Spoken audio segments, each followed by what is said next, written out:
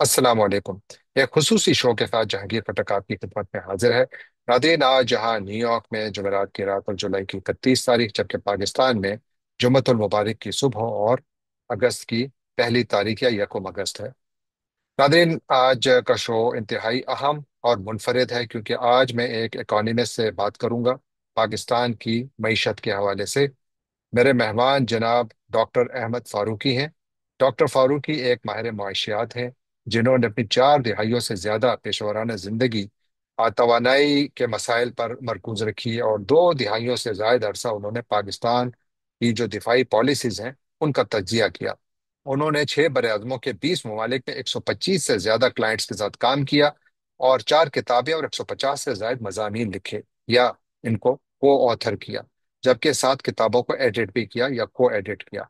Doctor Ahmad के clients में utility systems के ऑपरेटर्स और रेगुलेटरी कमिश्नर्स कमीशन शामिल हैं, जो अमेरिका के अलावा ऑस्ट्रेलिया, कनाडा, मिस्र, हांगकांग, जमैका, फिलीपींस, सऊदी अरब और थाईलैंड में वाक़ हैं। डॉक्टर साहब ने अमेरिका और कनाडा की मुख्तलिफ रियासती कमीशंस के सामने भी वो पेश हुए और अपनी एक्सपर्टीज पेश की। पाकिस्तान की दिफाई पॉलिसीज के हवाले से भी उनके जो गहरे तजिए हैं उनको काफ़ी आलमी सतह पर तवज्जो हासिल है। वो 6 बरआज़मों के 3 दर्जन ममालिक में कॉन्फ्रेंसेस, सेमिनार्स और वर्कशॉप से खिताब कर चुके हैं। उन्होंने कराची यूनिवर्सिटी, यूसी डेविस और सैन होजे स्टेट में पढ़ाया है और साथ उन्होंने हार्वर्ड, एमआईटी और स्टैनफोर्ड में बतौर मेहमान लेक्चर भी दिए हैं। डॉक्टर साहब Fox Business News, NPR, Pakistani channels और वॉइस ऑफ अमेरिका में भी आए हैं और मुतअद्दिद बार अपने तजज़िये उन्होंने पेश किए हैं। जिससे मैंने अर्ज़ किया कि ये जामिया कराची के ग्रेजुएट हैं। 1975 में इन्होंने यूनिवर्सिटी ऑफ कैलिफोर्निया डेविस से मास्टर्स इन एग्रीकल्चर इकोनॉमिक्स में किया और फिर पीएचडी उन्होंने 1979 में यूनिवर्सिटी ऑफ कैलिफोर्निया डेविस ही से की। अगेन ये जो उनका फोकस था वो इकोनॉमिक्स एंड इकोनोमेट्रिक्स थी। डॉक्टर साहब के साथ बातचीत शुरू करते हैं। डॉक्टर साहब, वेलकम टू द शो। बहुत शुक्रिया बुलाने का। और साहब, पाकिस्तान में सियासी अदम इस्तेकाम है, सबको मालूम है, पुरानी खबर है। ताज़ा तरीन मिसाल फैसलाबाद की एक अदालत का वो फैसला जिसके तहत नेशनल असेंबली और सेनेट में जो पाकिस्तान की सबसे बड़ी सियासी पार्टी है उसके लीडरान को, इंक्लूडिंग लीडर ऑफ अपोजिशन, दोनों पैवानों में उनको जेल भेज दिया गया। साथ खैबर पख्तूनख्वा और बलूचिस्तान में आग लगी हुई है, वहां पर मामलात बहुत बिगड़े हुए हैं।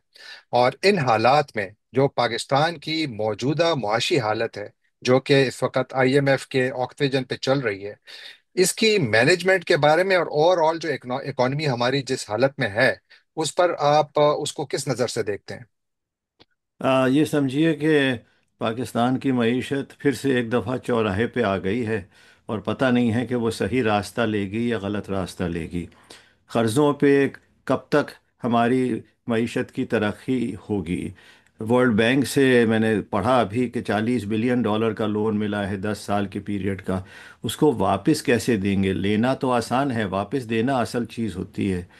और फिर उसके अलावा आईएमएफ से भी लोन्स ले रहे हैं, अरबों से भी लोन्स ले रहे हैं। तो कर्ज़ों पे मक़रूज़ हैं। उस एक तरह से शैतान की आंत की तरह हमारे चारों तरफ लिपटे हुए हैं। मुझे तो उम्मीद की किरण इस वक्त बड़ी मुश्किल से नज़र आती है, सिवाय इसके कि कहते हैं कि महंगाई का रेट जो इन्फ्लेशन कहलाता है वो अब कम हो गया है। लेकिन जो मेरे रिश्तेदार और दोस्त अकारिब पाकिस्तान में हैं वो तो मुझे बताते हैं कि दाम आसमान पे चढ़ गए हैं। यहाँ तक कि जो लोग जो घरों में काम करते हैं, ड्राइवर्स हैं, खानसामे हैं, उनको 40-50 हज़ार रुपये महीने की तनख्वाह मिलती है, फिर भी वो गुज़र नहीं कर पाते हैं उसमें।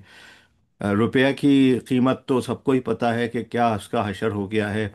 मुकाबलतन हिंदुस्तान की करेंसी को देखिए, बांग्लादेश की करेंसी को देखिए, हमारी तो बिल्कुल ही घटिया हो गई है। और थोड़ी बहुत ऊपर नीचे अगर होती है तो उस पे तालियां बजाते हैं, लेकिन वो फ़र्क क्या पड़ता है जब ऑलमोस्ट $300 और $1 हैं लगभग। तो उसमें फ़ख्र का तो कोई मौका नहीं है। फिर अभी लेटेस्ट इकोनॉमिक फोरकास्ट जो हुकूमत ने की थी अगले साल की जीएनपी ग्रोथ की, आईएमएफ ने फौरन उसको चैलेंज किया और कहा कि नहीं, वो रियलाइज नहीं होगी। अब 2.5%, 3% सालाना ग्रोथ पे आप कैसे एज एन इकॉनमी सरवाइव करेंगे जब आपकी आबादी भी उसी रेट पे ऑलमोस्ट बढ़ रही है। पर कैपिटा इनकम तो कहीं जा नहीं रही है। आपके एक्सपोर्ट्स जो हैं वो कहते हैं बड़े हैं, लेकिन फिर भी ट्रेड डेफिसिट अभी भी मौजूद है। सेविंग्स रेट लो है, टैक्स रेट लो है, एग्रीकल्चर इनकम पे टैक्स नहीं लगता है। तो वहाँ जो सरमायादार हैं और जो ज़मींदार हैं और जो फ़ौज है, वो उस मुल्क को चला रहे हैं। लेकिन जिस तरह वो चला रहे हैं, अगर आप शुमारियात को देखें 1960 से ऑनवर्ड्स, तो एवरेज ग्रोथ रेट इकॉनमी का कम होता जा रहा है, बढ़ने के बजाय। ये बड़ी तशवीशनाक सूरत हाल है मेरी निगाह में। तो ये जो आपने बड़ा बजा फरमाया कि पाकिस्तान की इकॉनमी बेसिकली बहुत ज़्यादा गलत ट्रैक पे इसलिए है कि ये डेट इंड्यूस्ड इकॉनमी है, और इसके सारा यानी इकॉनमी चली कर्जों पर रही है, कर्जे अदा करने के लिए भी कर्जे लेने पड़ रहे हैं। मेरा बिल्कुल। जो सवाल, थोड़ा मैं जिस चीज़ पर इशारा करना चाहता हूँ, अगर आप उस पर थोड़ा मजीद एक्सपेंड करें, कि पाकिस्तान की जो इस वक्त की जो इकोनॉमिक सूरत हाल है, उसमें हमारा जो टैक्स नेट है बहुत महदूद है, यानी नैरो है, और उसी को ऊपर ले जा रहे हैं, उसके वर्टिकल टावर्स बना रहे हैं, लेकिन उसको फैला नहीं रहे। फिर हमारी जो इकॉनमी है, एक ज़माने में मैन्युफैक्चरिंग इकॉनमी हुआ करती थी, अब ये कंज्यूमर बेस्ड इकॉनमी हो गई है, विच मीन्स अगेन कि आपको कर्जा लेकर बाहर से लाना पड़ेगा, और कर्जों का इन्हिसार इस कदर है। तो क्या इस पूरी सूरत हाल में पाकिस्तान के पास क्या रास्ता है? क्योंकि जो इस वक्त इकोनॉमिक मैनेजर्स हैं, वो तो मेरा ख्याल है सिर्फ मैनेज कर रहे हैं, ये ग्रोथ बेस्ड अप्रोच लग ही नहीं रही। आप क्या कहते हैं इस सिलसिले में? वो बेसिकली कट एंड पेस्ट कर रहे हैं, जिसको यहाँ का लफ्ज़ है कि वो हम्म। आईएमएफ और वर्ल्ड बैंक वाले जो हुक्मरानी कर रहे हैं माशी तौर पे, वो उनको सलाम करते हैं और वो कहते हैं हाँ भाई टैक्स बढ़ा दो। तो वो कहने को टैक्स बढ़ा देते हैं, लेकिन टैक्स रेवेन्यू तो बढ़ के नहीं देती, क्योंकि उसमें हम्म। लूप होल्स बहुत हैं, बहुत सारे एग्जेम्पशंस हैं। और अगर रेमिटेंसेस बाहर से नहीं आ रहे हो पाकिस्तान में, ख़ास तौर से मिडल ईस्ट से और अमेरिका से और इंग्लिस्तान से, तो ये इकॉनमी तो कब की ठप हो गई होती। तो लोगों को एक्सपोर्ट कर रहे हैं वर्कर्स की तरह, लार्ज नंबर्स में, मिलियंस में, और वो पैसा वापस भेज रहे हैं। तो उसकी बेसिस पे काम चल रहा है, वरना तो ये ठप हो जाए किसी वक्त भी। फंडामेंटल्स उसके साउंड नहीं हैं। जितनी भी एशिया की इकोनॉमीज़ ने तरक्की की है, सिंगापुर, हांगकांग वगैरह, चाइना, ताइवान, उनको आप देखें तो उन्होंने एक्सपोर्ट ग्रोथ की बेसिस पे की है, मैन्युफैक्चरिंग पे एम्फेसिस डाला है। अब आप सीधी सादी मिसाल लें कि एक ज़माने में जब पाकिस्तान और ईस्ट पाकिस्तान एक मुल्क था, तो ईस्ट पाकिस्तान से जूट जो थी वो वेस्ट पाकिस्तान आती थी, और जी। पाकिस्तान उससे टेक्सटाइल्स बनाता था। पाकिस्तान कॉटन अपनी जो ग्रो होती थी वेस्ट पाकिस्तान में, उससे दुनिया भर में क्लोथिंग भेजता था। अब वो सब ट्रांसफ़र हो गई है बांग्लादेश को। रॉ कॉटन पाकिस्तान एक्सपोर्ट कर रहा है बांग्लादेश को, और बांग्लादेश उससे मुनाफा कर रहा है अच्छे लिबास बना के। तो ये देखिए कि आप इसके बजाय कि आगे की तरफ जाएं, आप पीछे की तरफ जा रहे हैं। और ये क्यों हो रहा है, ये बहुत बड़ा मुअम्मा है, क्योंकि हमने फ़ौज को भी ट्राई किया, हमने सिविलियंस को भी ट्राई किया, हमने फ़र्क पॉलिटिकल पार्टीज़ को ट्राई किया, कोई तब्दीली नहीं आई। वो तो ये जैसे कहते हैं कि वो एक ट्रैप में फंसे हुए हैं, एक डेथ ट्रैप है अनफॉर्चुनेटली, और कोई लफ्ज़ मेरे जहन में आ नहीं रहा है जिससे वो निकल नहीं पा रहे हैं। और वो सर्कुलर डेट जो पावर सेक्टर की है, वो उसकी एक बड़ी अच्छी और अफसोसनाक मिसाल है कि 1990s के बीच में पीपल्स पार्टी की हुकूमत ने अबव मार्केट कॉन्ट्रैक्ट साइन कर लिए थे, ताकि वो बिजली आने लगेगी मुल्क में। ब्लैकआउट्स हो रहे थे, शॉर्टेजेस थी। उस वक्त तो लगा कि अच्छा फ़ैसला किया है, लेकिन वो ऐसी लेगेसी है कि अभी तक उससे निकल नहीं पाए हैं, जिसकी वजह से पावर सेक्टर का डिज़ास्टर है, जिसकी वजह से बिजली की कीमत बढ़ाए जा रहे हैं। लोग तंग आ गए हैं, 50,000 रुपये महीना कुछ लोग दे रहे हैं, कुछ 1 लाख रुपए महीना दे रहे हैं। अमेरिका से पाकिस्तान में बिजली की कीमत अब ज़्यादा हो गई है। अब आप ये सोचिए कि अमेरिका पाकिस्तान से अमेरिका में, पाकिस्तान में बिजली अमेरिका से भी महंगी है? बिल्कुल बिल्कुल, मैंने चेक किया इसको। वहाँ यहाँ एवरेज प्राइस 18 सेंट्स पर किलोवाट आवर है, वहाँ अब अच्छा। 21 और 22 सेंट्स पर किलोवाट आवर है। ये उस मुल्क की बात हो रही है जिसकी पर कैपिटा इनकम अमेरिका की 1/10 भी नहीं है, 1/20 भी नहीं है। उसमें ज़्यादातर लोग 45% पॉवर्टी लाइन के नीचे रहते हैं। तो आप सोचिए कि ये कितना बड़ा बोझ है लोगों के ऊपर, कि वो एयर कंडीशनर के बगैर सरवाइव कैसे करेंगे। घर में 5 एयर कंडीशनर भी हों, आप एक ही चला पाते हैं, और बहुत सौ के पास तो एक भी नहीं है। वो तो बिजली को सिर्फ पंखे चलाने के लिए लेते हैं और रोशनी के लिए।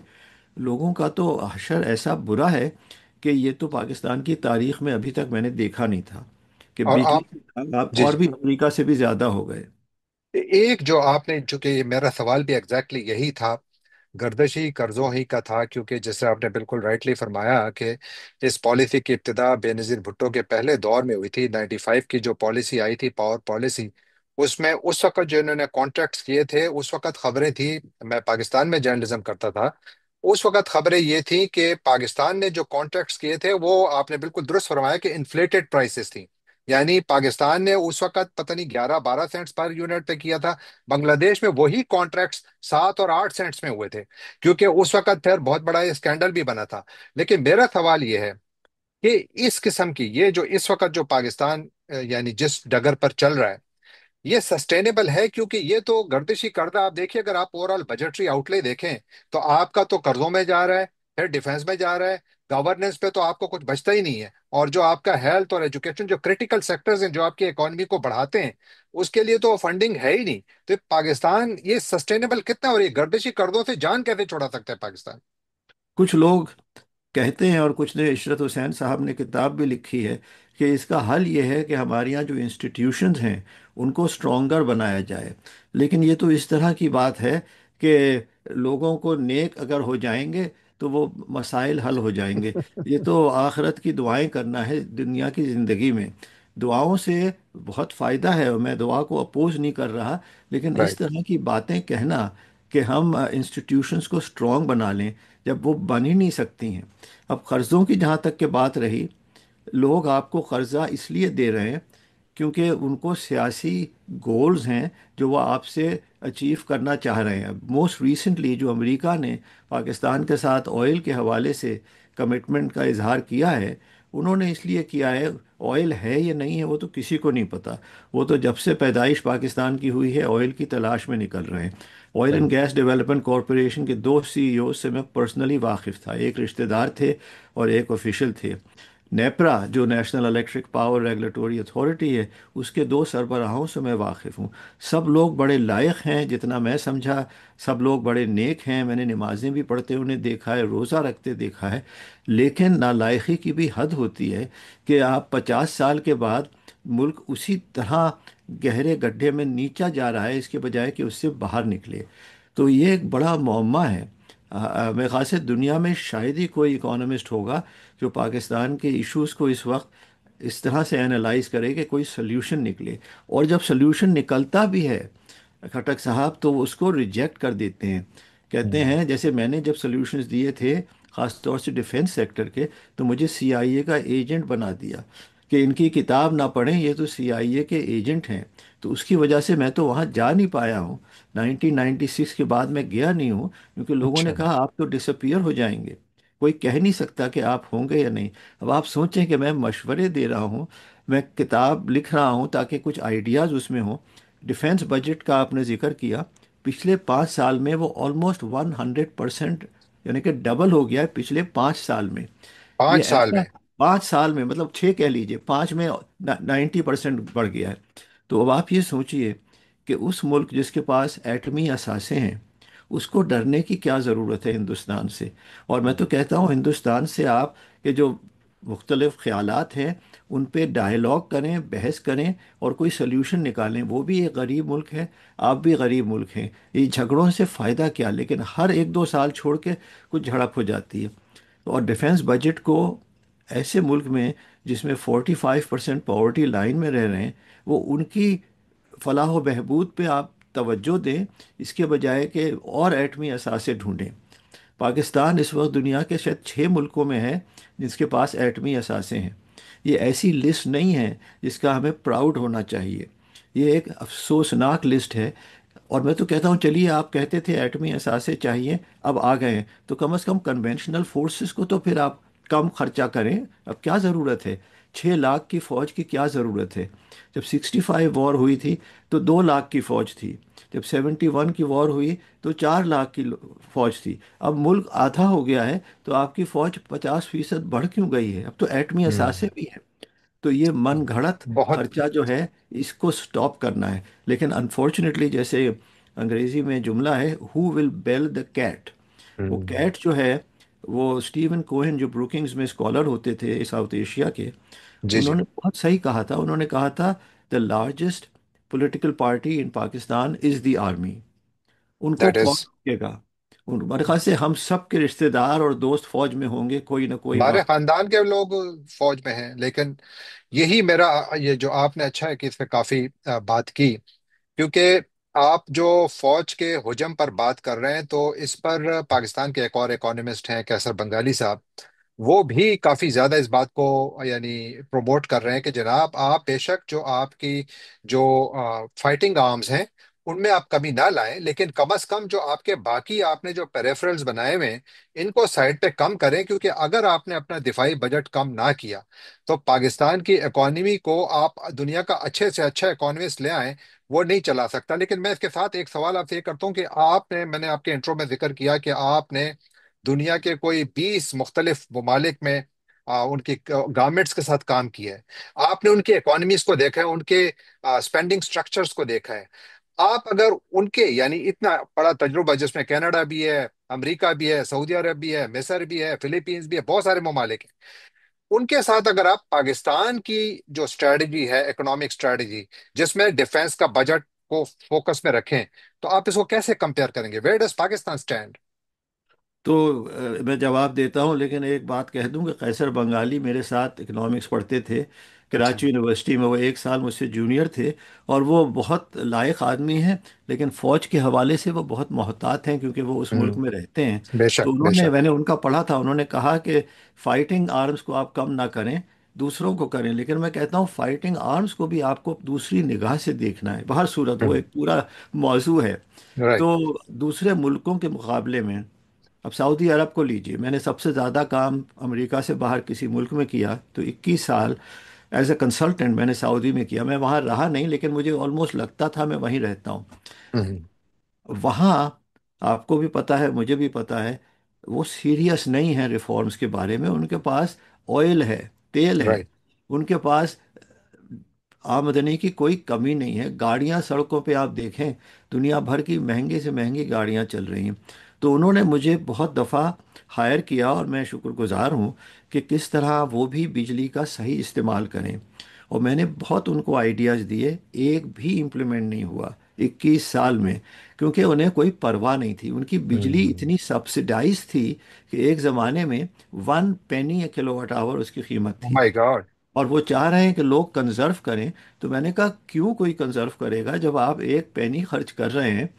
तो उन्होंने कहा आपका मतलब क्या है? मैंने कहा मेरा मतलब ये है, आप सब्सिडाइज करना बंद करें। आप ऑयल दुनिया में $100 बैरल बेचते हैं, और ऑयल, उसी ऑयल को आप बिजली की कंपनी को $5 बैरल बेच रहे हैं, जो दुनिया की मार्केट में 100 है। और वो $5 भी नहीं, वो $4 के प्राइस लगाती है, और वो 1 पेनी बनता है। तो मैंने कहा इस सब्सिडी को आपको टैकल करना है। तो उन्होंने कहा इसका आप जिक्र नहीं करेंगे। मैंने कहा जिक्र नहीं करेंगे, आप ही ने तो मुझे बुलाया है मशवरे के लिए। मैंने कहा मुझे बात करनी है उस शख्स से जो ये कीमत सेट करता है। वो कौन शख्स है? उन्होंने कहा वो किंग है। मैंने कहा मुझे उससे बात नहीं करनी है। उसके बाद मैं वहाँ गया नहीं, क्योंकि ये जो मोहम्मद बिन सलमान है वो आ चुका था। बाहर सूरत। अच्छा। तो दूसरे और बहुत से मुल्क हैं, मिस्र है, कनाडा है, मैंने मलेशिया में काम किया, वो ऑस्ट्रेलिया में खासा मैंने काम किया। वो लोग सब सुनते हैं, तवज्जो देते हैं न्यूजीलैंड में, और चेंज करते हैं। और बहुत से मुल्कों में मैंने काम नहीं किया, लेकिन कॉन्फ्रेंसेस में लेक्चर्स दिए, राइट। जर्मनी में, फ्रांस में, इंग्लैंड में। वो सब सुनते हैं तवज्जो से, और थोड़ी बहुत प्रोग्रेस होती है। लेकिन फिर बस वो एक अंसर है हर मुल्क का अपना, और वो उसके लिए और कोई लफ्ज़ नहीं है। वो है, ये है कि वो हड हराम है। जिसको हाँ। मुनाफाखोरी करनी है वो मशवरे क्यों लेगा?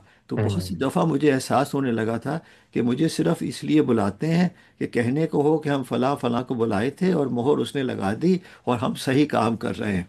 तो जब हम्म। मैंने गलत देखा, मैंने कहा ये आप ना करें, तो उन्होंने कहा ये आपके स्कोप में नहीं है, इसको रहने दीजिए। हम्म। तो बड़ा इंस्टीट्यूशनल फेलियर है कि हम्म। चेक्स एंड बैलेंसेस रेगुलेशन के जो होने चाहिए इस मुल्क में भी नहीं है। ख़ासतौर से कैलिफोर्निया, न्यूयॉर्क वगैरह जहाँ मैंने काम किया, यहाँ भी वही है कि जो पावरफुल वेस्टेड इंटरेस्ट, जो ख़ास तौर से एक लफ्ज़ है जो आपने और मैंने पाकिस्तान में सीखा होगा, इस मुल्क में इस्तेमाल नहीं होता, जो पैसा बना रहे हैं, जो पैसा खोरी में इंडल्ज कर रहे हैं, वो अपने आप का नुकसान क्यों टॉलरेट नहीं करेंगे? करेंगे। तो और वो उनको कोई हटा नहीं सकता। पाकिस्तान में फौज है, यहाँ फौज नहीं है। यहाँ मिलिट्री इंडस्ट्रियल कॉम्प्लेक्स है। और बेशक। दूसरे मुल्कों में मिलिट्री इंडस्ट्रियल कॉम्प्लेक्स नहीं है, लैंडलॉर्ड्स हैं, ब्यूरोक्रेट्स हैं, या इंडस्ट्रियलिस्ट हैं। एक किताब छपी थी पाकिस्तान के बारे में बहुत अर्ली सिक्सटीज़ में, गुस्ताफ पापनेक की, जो हार्वर्ड में थे। जी जी। उन्होंने टाइटल दिया था the robber barons of Pakistan. वो जो 22 खानदान थे, तो वाह। वो उस टाइप के जो रॉबर बैरन्स हैं वो हर मुल्क में पाए जाते हैं। कहीं बेशक। वो रॉयल फैमिली के मेंबर्स होते हैं, कहीं वो मिलिट्री के होते हैं, और कहीं वो बेसिकली बस इंडस्ट्रियलिस्ट होते हैं। इनको बेशक। आप हटा नहीं सकते। नहीं हटा सकते। एक चीज मैं आपकी जब मैं प्रोफाइल देख रहा था डॉक्टर साहब, तो मुझे नजर आया कि आप अमेरिका की, मैं गिन रहा था, मेरा ख्याल है कम से कम एक दर्जन से ज्यादा रियासतों के जो उनके रेगुलेशन और रेगुलेटरी कमीशंस हैं, उनके सामने आप पेश हुए एज एन एक्सपर्ट। और आपका जो one of your expertise is के जो टैरिफ स्ट्रक्चर है, जी जी। और जो लोड मैनेजमेंट वगैरह जो है, उसके ऊपर आपने काफी काम किया है। मैं चाहता हूं कि थोड़ा पाकिस्तान पर फोकस करें। पाकिस्तान में एक जमाने में अच्छी पॉलिसी आई थी कि उन्होंने इजाजत दी कि जी आप सोलर पैनल्स लगाएं, रिवर्स मीट, वो क्या कहते हैं, जो मीटरिंग उन्होंने, नेट नेट मीटरिंग। मीटरिंग। जी, नेट मीटरिंग उन्होंने शुरू की। अच्छी पॉलिसी थी, उस पर अच्छा अमल हो रहा था। लेकिन उससे हुआ ये कि पाकिस्तान दुनिया में सबसे आगे निकल गया सोलर पैनलिंग में। और उसके बाद अब उस वो पॉलिसी को रिवर्स कर रहे हैं। मेरा सवाल यह है कि एज एन एक्सपर्ट आप पाकिस्तान की जो पावर टैरिफ्स की जो पावर टैरिफ्स का स्ट्रक्चर है, ये कैसा है, और ओवरऑल जो पॉलिसी की प्रायोरिटीज हैं, जो कि कपड़ों के हिसाब, जिस तरह हम कपड़े तब्दील करते हैं वैसे ही अपनी पॉलिसी चेंज करते हैं, चाहे वो रेट में हो या पॉलिसी में हो। क्या कहेंगे इस बारे में आप? बिल्कुल साहब, बिल्कुल सही कहा आपने। मेरा जो करियर था उसका टोटल फोकस ही था कस्टमर की साइड पे। मैंने बिजली की कंपनियों की साइड पे नहीं किया, कस्टमर की साइड जी और जी। इकोनॉमी की साइड। तो उसका प्राइस अगर सही नहीं है तो फिर आप एक्सपेक्ट नहीं कर सकते कि इकोनॉमिक एफिशिएंसी आएगी। हर चीज़ प्राइस पे सेंटर्ड है। तो वहाँ प्राइसेस जो हैं वो बहुत एंशंट हैं। मैंने उनके हम्म। पिछले साल में कुछ टाइम निकाला ताकि वहाँ की बिजली की कीमतों की प्राइसेस को देखूं। तो वो ऐसी प्राइसेस हैं जो 15-20 साल दुनिया में होती थी। अब वहाँ मीटर्स जो हैं, स्मार्ट मीटर्स आ रहे हैं, और जो एक राइट। बड़ा बैरियर था, तो जब स्मार्ट मीटर्स आ गए हैं तो आपको प्राइसेस को रिफॉर्म करना है, time of use hmm. Pricing को लाना है। कुछ घंटे हम्म। ज़्यादा महंगे होते हैं दिन में, कुछ घंटे कम महंगे होते हैं, कुछ राइट। महीने महंगे होते हैं, कुछ और महीने सस्ते होते हैं। तो अगर जी। आपको एफिशिएंसी प्रमोट करनी है तो आपको बिजली की कीमत को वक्त के लिहाज से चेंज करना होगा। ये बहुत आसान चीज़ है, कोई मुश्किल चीज़ नहीं है, दुनिया भर में हो रहा है। हम्म। लेकिन हमारे मुल्क में बहुत स्मॉल परसेंटेज, मैंने हिसाब लगाया था 1-2% है जो टाइम ऑफ यूज़ प्राइसिंग में इस वक्त है। फिर आपने नेट मीटरिंग का जिक्र किया। मुझे जी जी। बड़ा अफसोस हुआ कि उन्होंने नेट मीटरिंग को उधेड़ दिया। मतलब हम्म। अच्छा खासा तरक्की हो रही थी, जैसे आपने कहा कि सोलर राइट। पैनल्स की प्राइसेस बहुत लो थी, बहुत अट्रैक्टिव थी, चाइना से राइट। आ रही थी। और बिजली के दाम जब 50,000 महीने में आप लगा रहे हैं तो आपको कंजर्व तो करना होगा अपने बिजली पैसे को। राइट। तो राइट। उसको उन्होंने देखा कि ये तो बड़ी गुंडागर्दी हो रही है उनकी निगाह में, और उन्होंने फ़ौरन नेट मीटरिंग को ख़त्म करने का इरादा किया। तो ये बैकवर्ड स्टेप्स जो हैं मैंने दुनिया भर में देखे हैं। वो बिजली की कंपनियां बहुत पावरफुल हैं और वो वेस्टेड इंटरेस्ट में उनका शुमार है, तो इसलिए ये हो रहा है। लेकिन मुझे उम्मीद है कि वक्त के साथ थोड़ी तरक्की होगी, लेकिन एकदम से नहीं होगी। अगर अगर एक मिनट के लिए हम ये फर्ज कर लें कि अगर सिर्फ पाकिस्तान में जो मीटरिंग का निज़ाम है, यानी जो स्मार्ट मीटर्स अगर पाकिस्तान में इंस्टॉल हो जाएं, तो आपका क्या ख्याल है कि आम सारिफ के बिल में कितना फर्क आ सकता है? 5 से 10%। अच्छा, 5 से 10%। सिर्फ सिर्फ टाइम ऑफ यूज प्राइसिंग से 5 या 10% आ सकता है, लेकिन अगर उसमें टेक्नोलॉजी को भी साथ इनेबल कर दें, जैसे स्मार्ट थर्मोस्टेट्स हैं, और फिर राइट। बिजली की गाड़ियां आने लगेंगी किसी स्टेज पे, तो फिर वो 10, 20, 25% भी हो सकता है। लेकिन सबसे बड़ा फर्क वहाँ जब आएगा, जब आपका जनरेशन मिक्स जो है जिससे आप पावर जनरेट कर रहे हैं वो एफिशिएंट हो, रिन्यूएबल एनर्जी ज़्यादा हो, तो उसकी कीमत फिर कम होगी। अब आपने देखा होगा जो फहरिस्त मेरे मुल्कों की है उसमें पाकिस्तान शामिल नहीं है। जी वो हाँ, नहीं इसलिए है नहीं है शामिल। कि मैंने कोशिश नहीं की, मैंने कोशिश हम्म। की, लेकिन हम्म। 2 या 3 दफ़ा मैंने कोशिश की। तो पहली दफ़ा तो उन्होंने मुझसे पूछा आपका डोमिसाइल कहाँ का है। तो मैंने सोचा ये डोमिसाइल का सवाल कहाँ से आया। मैंने कहा मैं सिंध के डोमिसाइल से हूँ, ये हम्म। वापडा हाउस की बात बता रहा हूँ। उन्होंने कहा अच्छा। आपके वालिद साहब का डोमिसाइल कहाँ से है। मैंने कहा ये आप कहाँ जाने लगे, मेरे वालिद साहब तो गुजर गए हैं और वो वापडा ही में काम करते थे और उनके बारे में आप कोई सवाल ना पूछिए। तो उन्होंने कहा अरे आप गर्म होने लगे, समोसे और चाय लाओ ज़रा इनके लिए। तो ओ वो माय तो गॉड। पहली अटेम्प्ट थी। फिर दूसरी अटेम्प्ट हुई मिड 90s में, ये पहली वाली अर्ली 80s में थी। जी दूसरी जी। अटेम्प्ट जब हुई तो उसमें वो कहने लगे, जब मैंने ये टाइम ऑफ यूज़ प्राइसिंग और स्मार्ट मीटरिंग का कहा, तो जो वहाँ एनर्जी एफिशिएंसी के हेड थे जिनके ऑफिस में मैं बैठा था, वो मुस्कुराने लगे, लेकिन उस टाइप की मुस्कुराहट जो अच्छी नहीं समझी जाती, उसमें तंज था। वो उठे, हम्म। उन्होंने एक रिपोर्ट निकाली अपने बुक शेल्फ से, उसको झाड़ा और कहने लगे वर्ल्ड बैंक का भी इकोनॉमिस्ट आया था 10 साल पहले, उसने यही बात की थी जो आप अब कह रहे हैं, इस मुल्क में नहीं हो सकती। मैंने कहा वो क्यों नहीं हो सकती। कहने लगे हम्म। यहाँ लोग जो है मीटर रीडर को रिश्वत देते हैं, तो इसलिए वो पूरा बिल नहीं देते। मैंने कहा मुझे इल्म है, लेकिन उसके भी जराए हैं। और आपको याद होगा बाद में फिर 2 फौजी आने लगे थे हर जी हाँ। मीटर मीटर के साथ, वो भी स्टेज आया था। तो राइट। खैर आखिरी दफ़ा जब मैं गया तो नेपरा क्रिएट हुई थी और उसके जो हेड थे वो स्टैनफोर्ड के पीएचडी थे, पाकिस्तानी थे, मैं उनको जानता था। एक हम्म। घंटा मैंने उनके साथ सर्व किया। तो वो कहने लगे मुझे आपकी मदद की बड़ी सख्त ज़रूरत है, लेकिन आपको अपनी हुब्बे वतनी से काम करना होगा। मैंने सोचा कि ये साहब जो मेरे सामने बैठे हैं जिनका महल की तरह का ऑफिस है, वो तो हुब्बे वतनी से काम नहीं कर रहे होंगे। मैं तो कंसल्टेंट हूँ, मैं फीस चार्ज करता हूँ। तो राइट। मैंने कहा, तो किस टाइप के सवाल आपके जहन में हो। कहने लगे मैं तो ऑयल एंड गैस का आदमी हूँ, मैं तो मुझे बिजली का सर पैर नहीं पता। तो आप मुझे अगर बेसिक लेक्चर्स देना शुरू करें। अब मैंने सोचा कि ये गॉड। मुफ्त में बेसिक लेक्चर्स में ऑयल एंड गैस के आदमी को दूं जो सपोजिटली स्टैनफोर्ड से पीएचडी है, लेकिन बिजली का सर पैर नहीं पता। तो मैंने कहा अच्छा ठीक है, आप अपने सवाल मुझे भेज दीजिएगा, मैं जवाब दे। एक भी सवाल नहीं आया। नहीं तो आया। मतलब वो सब दिखावा है, फरेब है, बड़ा अफसोस होता है। तो ये जो अब बहुत ज्यादा यानी अफसोसनाक सूरत हाल है। मैं बहुत सारे पाकिस्तानियों को जानता हूँ जो कि अब यानी अमेरिका या पाकिस्तान से बाहर रहते हैं, उन्होंने पाकिस्तान की खिदमत करने की कोशिश की, लेकिन उनको आखिर में पाकिस्तान छोड़ना पड़ा। क्योंकि जिस किस्म के आपके तजुर्बात हैं, बिल्कुल तकरीबन इसी किस्म के तजुर्बात बहुत सारे डॉक्टर्स को मैं जानता हूं जो गए वापस आए, क्योंकि उन्होंने कहा जी हमारी जगह नहीं है वहां पर। तो ये निज़ाम, अब जो निज़ाम चल रहा है, क्योंकि हमारे पास ज़्यादा टाइम भी नहीं है, लेकिन मैं चाहता हूं कि हम इस प्रोग्राम को इस बात पर ख़त्म करें कि पाकिस्तान के पास चॉइसेस क्या हैं। यानी एक होता है ना कि आप कहते हैं कि जी अगर आपने ये ना किया तो यू आर डन बेसिकली। और जी जी। अगर if you are done, what does that done mean, कि यानी अगर आपका सब कुछ, यानी अगर आप, यानी देखो इकोनॉमिक डिजास्टर के एज पर तो ऑलरेडी हैं, बल्कि शायद शुरू भी हो चुका है, कई सालों से शुरू है, लेकिन अब उसकी एक नई स्टेज है। लेकिन ये कहाँ खत्म हो सकता है, और इसको रोकने के लिए इमीडिएटली क्या करने की जरूरत है? हमने डिफेंस पॉलिसी की बात की, हमने ओवरऑल पॉलिसी प्रायोरिटीज की बात की, लेकिन फाइनल वर्ड आपके क्या होंगे? फाइनल वर्ड्स ये होंगे कि आप फाइनली एक हल्फ उठाएं कि सिंसियरली मैं इस मुल्क को सीधी राह पे लाना चाहता हूं। और आप हज़ारों किताबों में से कोई एक किताब उठा लें, उसमें सब में दिया हुआ है कि आपको एक्सपोर्ट्स बढ़ाने हैं, आपको competitiveness बढ़ानी है। आपको देखना है कि बांग्लादेश ने क्या किया जो आप कर नहीं सके, और थोड़ा सा ओपन माइंडेडली अपने आप को क्रिटिसाइज करें और सोचें। आपको टैक्स बढ़ाने हैं, टैक्स बेस बढ़ा के, टैक्स रेट नहीं हम्म। बढ़ा के।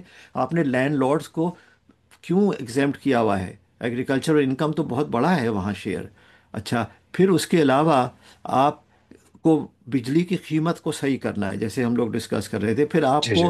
डिफेंस बजट को रैशनलाइज करना है। मैं ख़त्म करने की बात नहीं कर रहा, मैं सिर्फ ये कह रहा हूँ कि आप उतने ही पाँव फैलाएं जितनी आपकी चादर है, जो मुहावरा है।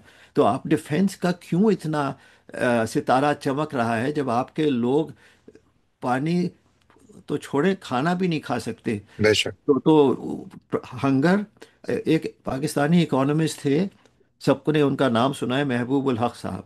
जी, डॉक्टर उन्होंने महबूब हक, ह्यूमन बिल्कुल। डेवलपमेंट फाउंडेशन को ज्वाइन किया था, HDF इंडेक्स बनाया था, और बिल्कुल। उन्होंने बहुत कुछ इस पे कहा था। हम उसी को अगर अमल करना शुरू कर दें, लेकिन नीयत होनी चाहिए, सलाहियत की कमी नहीं है। पाकिस्तान में बहुत अच्छे इकोनॉमिस्ट हैं। एक साहब थे हफीज शेख, जी जो जी। वो मेरे स्टूडेंट थे कराची यूनिवर्सिटी में। अच्छा। और फिर एक और थे मोहम्मद अशफाक खान, वो भी मेरे जी। स्टूडेंट। तो अच्छा। लायक लोगों की कमी नहीं है। और बल्कि मैं कुछ टॉक शोज में उनके साथ शामिल भी हुआ हूँ सालों बाद। हम्म। प्रॉब्लम यह है, unfortunately Islamic Republic of Pakistan जिस मुल्क का नाम हो, उसमें सच्चाई पाई नहीं जाती है। उसमें हम्म। ज़मीर जो है ना, वो काला हो गया है। हम्म। अगर देखिए, इमरान खान का मैं सपोर्टर नहीं था, लेकिन वो बहुत सही बातें उसने कही थी। तो उन सही बातों की कहने की वजह से उसका हशर क्या हुआ? बेशक। असल में गलती अनफॉर्चुनेटली। उसकी उसकी गलती ये हुई कि वो भूल गया कि फौज ही ने उसको इख्तिदार में लाया था, और वो एक हम्म। रेड लाइन थी, वो समझा वो अब उससे ऊपर आ गया है। तो हमारी यही तो कमज़ोरी है। अच्छा, लेकिन हम्म। उसने एक बहुत बड़ा चेंज लाया मुल्क की सोच में। मेरे बहुत रिश्तेदार, दोस्त, अकारिब सब उसके सपोर्टर्स हैं, राइट। जबकि मैं नहीं हूँ। और उनकी राय ये है कि ये एक नेक आदमी था, जिसने हमें दिखाया कि फ़ौज क्या है। और बल्कि यहाँ मेरे दोस्त जिन्होंने मुझे छोड़ दिया था एक स्टेज पे कि ये इंडियन एजेंट है, ये फ़ौज को क्रिटिसाइज़ करता है, अब वो सब मुझसे कहते हैं कि आप सही कहते थे, हमें उस हम्म। वक्त समझ नहीं आया था। मैं कोई फ़ख्र से बात नहीं कह रहा, मैं अफसोस से कह रहा हूँ कि काश मैं बेशक। गलत होता। बेशक। एक चीज जो आपने भी बजट की बात की कि हमारा फौजी बजट वाकई यानी बहुत ज्यादा है, लेकिन एक ऐसे रीजन में कि जहां पर पाकिस्तान के बहुत ज्यादा यानी सिक्योरिटी चैलेंजेस भी हैं। सिक्योरिटी चैलेंजेस को जाहिर है मिलिटरीली भी डील किया जाता है, और सिक्योरिटी चैलेंजेस को पॉलिटिकली भी डील किया जाता है, डिप्लोमेटिकली भी डील किया जाता है। पाकिस्तान की इंटरनेशनल पॉलिसी में when it comes to our neighbourhood, वहां पर आपको जो नजर आ रहा है, चूंकि दूसरी जानिब से भी कुछ इसी किस्म के ख्यालात हैं, तो उसकी वजह से एक ऐसी सिचुएशन बन गई कि जहाँ पे शायद पाकिस्तान अगर चाहे भी तो कुछ ज्यादा कम नहीं कर पाता। लेकिन आप क्या समझते हैं कि अगर डिफेंस बजट में अगर पाकिस्तान कमी का सोचता है, क्योंकि याद रखिए कि पाकिस्तान का डिफेंस बजट 10-11 अरब डॉलर है, इंडिया का डिफेंस बजट ऑलमोस्ट $80 बिलियन है, और इंडिया हर वक्त पाकिस्तान को थ्रेटन भी करता है। आपकी बात दुरुस्त है कि पाकिस्तान के पास न्यूक्लियर डेटरेंस है, लेकिन पाकिस्तान के पास चॉइसेस क्या हैं? कितना बजट जो आप कह रहे हैं रैशनलाइज करना चाहिए, and I agree with you कि बिल्कुल रैशनलाइज होना चाहिए, क्योंकि इतना गरीब मुल्क जो है वो, हमारे जो एजुकेशन बजट कम हो रहा है, हायर एजुकेशन का बजट कम हो रहा है, हेल्थ का बजट कम हो रहा है, जो कि क्रिटिकल सेक्टर्स हैं, और उस तरफ जा रहे हैं पैसा के जहां पर हम दो तराने बनाकर और बजट को और बढ़ा देते हैं, which is I I I don't want to say कि उसकी जरूरत नहीं है, यानी डिफेंस बजट की आपको जरूरत है, लेकिन यू आर राइट कि उसको रैशनलाइज, कितना रैशनलाइज होना चाहिए? तो अगर सिंपल एग्जांपल मैं दूं कि 6 लाख आपकी फ़ौज है और 12 लाख उनकी फ़ौज है, 2-1 का रेशो है। तो राइट। मिलिट्री हिस्ट्री, और बाय द वे मेरी PhD इकोनॉमिक्स में है, मिलिट्री स्टडीज़ में नहीं है, लेकिन मेरा हॉबी पिछले 25 साल से मिलिट्री स्टडीज़ है। तो हम्म। मैंने जितनी वॉर्स को देखा है, एक्सपर्ट्स को, एनालिसिस को पढ़ा है, वो कहते हैं कि अगर आप डिफेंसिव वॉर फाइट कर रहे हैं, अग्रेसिव नहीं बल्कि डिफेंसिव, तो आपकी साइज़ 1/3 होना चाहिए दुश्मन का। वन अच्छा। थर्ड क्योंकि दुश्मन को जीतने के लिए 3-1 रेशो का चाहिए, वरना वो जीतेगा नहीं। ये सेंचुरीज की एनालिसिस की बेसिस पे है 3-1 रेशो। हमारा इस वक्त 2-1 रेशो है, यानी कि इंडिया की 12 लाख, हमारे 6 लाख। तो हम्म। 6 लाख को आप 4 लाख कर दें, अब थ्री टू हम्म। वन होगा। आपने वन राइट। थर्ड बजट बचा लिया। तो अगर बेशक। आप 1/3 बजट बचा लें, तो वो जो पैसा फ्री अप हो रहा है, उससे एजुकेशन और हेल्थ, जो बेसिक नेसेसिटीज़ हैं लाइफ की, पाकिस्तान में जितनी इलिटरेसी है, शायद ही हम्म। किसी और मुल्क में उस पॉपुलेशन साइज को देखते हुए। अच्छा, फिर हमारा female participation rate job market में बहुत लो है। बेशक। औरतों को आप शामिल करें, जापान की तरक्की जो रुक गई, वो बहुत लोगों ने यही कंक्लूड किया कि वहाँ फीमेल पार्टिसिपेशन रेट लो है कल्चर की हम्म। वजह से। तो हमें ये हम्म। चीज़ें दूसरे मुल्कों से देख के सीखनी है कि कोरिया क्यों इतना आगे गया ना। अर्ली 60s में कोरिया हमसे पीछे था। वो पाकिस्तान के इकोनॉमिस्ट को जिसका नाम मैं भूल गया हूँ, परवेज कुछ था, उनको वहाँ से ले गए और वहाँ उन्होंने कोरिया की तरक्की को गाइड किया। फिर वो बाद में वर्ल्ड बैंक चले गए। तो आइडियाज़ की कमी नहीं है, विल पावर की कमी है। हमने हाँ। दूसरे मुल्कों को तरक्की दिखाई है, अपने मुल्क खुद को नहीं। हम पिछवाड़ा कर दिया है। हमारे पास सर बस सिर्फ एक 2 मिनट ही रह गए हैं। अगर आप सिर्फ एक मुझे बता दीजिए या मेरे नाजरीन को बताइए कि एक इकॉनमी को ग्रो करने के लिए किस किस्म की एनवायरनमेंट चाहिए, क्योंकि पाकिस्तान में तो शुरू में जैसे मैंने अर्ज किया कि मसाइल बहुत ज्यादा हैं, स्पेशली सिक्योरिटी के मसाइल हैं, पॉलिटिकल इंस्टेबिलिटी है, we have all any craziness that you can think of in a state that's happening. मेरा सवाल यह है कि इकोनॉमी के लिए आइडियल कंडीशंस कौन सी हैं कि जहां पर आप कुछ रिजल्ट्स एक्सपेक्ट भी कर सकते हैं, क्योंकि अगर आप चेंज लाएं भी तो still it need some environment. तो उसके लिए क्या चाहिए? मेरी निगाह में, जैसे मैंने पहले कहा, कि आपको टैक्स बेस बढ़ानी है ताकि आपका डेफिसिट कम हो। आपको सेविंग्स रेट बढ़ाना है ताकि आपका इन्वेस्टमेंट रेट बढ़े। हम्म। डोमेस्टिकली रेमिटेंसेस पे हर वक्त नहीं रिलाई करें। और अल्टीमेटली आपको एक्सपोर्ट्स बढ़ाने हैं, लेबर फोर्स के नहीं, वो तो लेबर फोर्स की तो रेमिटेंसेस हैं, एक्चुअल मैन्युफैक्चरिंग प्रोडक्ट्स के। और हम्म। आप रॉ प्रोडक्ट्स को एक्सपोर्ट ना करें, जैसे आप कॉटन को बांग्लादेश भेज रहे हैं। आप कपड़े क्यों नहीं प्रोड्यूस कर सकते? आप किया करते थे, आपके बेशक। पास मैन्युफैक्चरिंग कैपेबिलिटी थी, वो आपने खो क्यों दी? ये हम्म। तो ऐसा है कि अपने आप को लुटा दिया। जैसे देखिए ना, हर सिविलाइजेशन का डिक्लाइन होता है। मुगलों की भी हुकूमत किस तरह से डिक्लाइन हुई, कहाँ से कहाँ थे और कहाँ राइट। से कहाँ। तो हमारा मुल्क डिक्लाइन में है अनफॉर्चुनेटली। उसको हम्म। अरेस्ट करने के लिए हमें लीडरशिप चाहिए, नई किस्म की। और इमरान ने कोशिश की थी, लेकिन वो ओवरली अनरियलिस्टिक था, बहुत एम्बिशियस था। और वो भूल हम्म। गया कि फ़ौज के साथ ही आप तरक्की कर सकते हैं, उनको बाईपास करके नहीं। अच्छा, फिर बेशक। इमरान के ही दौर में एक साहब थे, मैं नाम भूल गया, वो मोईद यूसुफ शायद नाम था। राइट। जी जी जी। वो, जी, तो उन्होंने कहना शुरू किया था कि हम फौज को भी बढ़ाएंगे और इकोनॉमी को भी बढ़ाएंगे, दोनों में ट्रेड ऑफ नहीं है। मैं तो हम्म। शॉक्ड था, मैंने तो उसका आर्टिकल भी लिखा था। मैंने कहा पूरी दुनिया में ये सबको पता है कि आपके पास अनलिमिटेड रिसोर्सेज नहीं हैं, आपके राइट। पास अनलिमिटेड वांट्स हैं, नीड्स हैं, लेकिन रिसोर्सेज लिमिटेड हैं। और पूरा साइंस इकोनॉमिक्स की ये है, how to maximise efficiency right. Using scarce resources for unlimited needs. तो ये बेशक। जो मकूला है, वो साहब कह रहे थे कि वो अब पाकिस्तान के लिए अप्लाई नहीं करता। वो तो इस तरह था जैसे हमने ग्रेविटी को तोड़ दिया है और हम चांद पे जाने वाले हैं। तो राइट। ये जो ख्वाब होते हैं, जो सब्ज बाग दिखाते हैं ना, ये बड़ा पाकिस्तान में, नुकसानदेह। ये एक एक तरह का, क्या कहा जाए, वहाँ का कल्चर ऐसा हो गया है कि उसमें हम्म। वाह वाह सुनाते हैं जब आप ऐसी मुबालगात करें। बस वही यही पाकिस्तान का सबसे बड़ा मसला है sir. We are out of time. आपसे बहुत आला नशिस्त रही, बहुत बहुत शुक्रिया। बहुत सारे सवालात थे लेकिन ये आखिरी नशिस्त नहीं है। मैं आपको इंशाल्लाह तकलीफ देता रहूंगा क्योंकि आपसे बड़ी रहनुमाई हासिल करनी है, चाहे वो डिफेंस पॉलिसी हो या ओवरऑल पाकिस्तान की इकोनॉमिक सूरत हाल हो। नाज़रीन, ये थे जनाब डॉक्टर अहमद फारूकी साहब। आपने इनकी बातें सुनी, इनकी एक्सपर्टीज सुनी और उम्मीद है कि आपने बहुत कुछ सीखा होगा। जाने से पहले आपसे एक बार तो फिर दरखास्त कि अगर आपने हमारा चैनल अभी तक सब्सक्राइब नहीं किया तो इसको सब्सक्राइब भी कीजिए, लाइक भी कीजिए, शेयर भी कीजिए और कमेंट करना ना भूलिएगा और बेल आइकॉन भी जरूर क्लिक कीजिएगा। आपका बहुत बहुत शुक्रिया।